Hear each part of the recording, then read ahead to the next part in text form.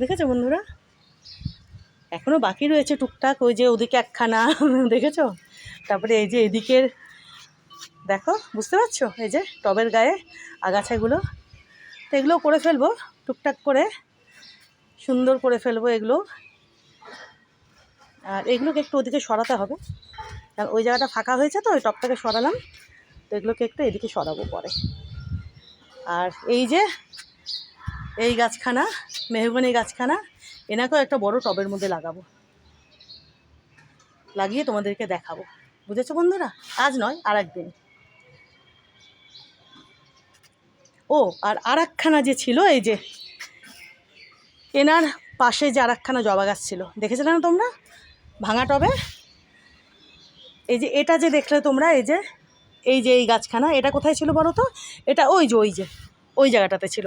আর এইখানে আর একটা ছিল না, এখানে আর একটা ভাঙা টবে জবা গাছ লাগানো, ওটা কোথায় লাগালাম চলো দেখাচ্ছি তোমাদের, দেখিয়ে দিই। ওই যে দেখো, এই যে এই জবা গাছখানা, বুঝতে পারছো বন্ধুরা? দেখো, এই যে এনাকে এই টবে লাগালাম, লাগিয়ে আপাতত কদিন এখানে রাখবো, তারপরে জায়গাটা চেঞ্জ করবো। কেননা এই যে দেখো, এদিকে গোলাপের ডালগুলো বেশ ছড়ানো, এদিকে ইনিও বড় হবেন, তো যাওয়া আসার রাস্তাটা এখানে বন্ধ হয়ে যাবে। আপাতত 1-2 দিন থাকুক, বুঝেছো? তারপরে এনাকে অন্য জায়গায় রাখবো। ভালো হয়েছে না বলো বন্ধুরা? দেখো, দেখেছো, আজ বদলাবো কাল বদলাবো করে করে হয়ই না গো টবগুলো বদলানো, ভাঙা টবগুলো। তো আজকে ভাবলাম যতই দেরি হোক করবই করব, তো করলামও, তোমাদের দেখিয়েও দিলাম। ভালো রোদ উঠেছে জানো, ভালো রোদ উঠেছে।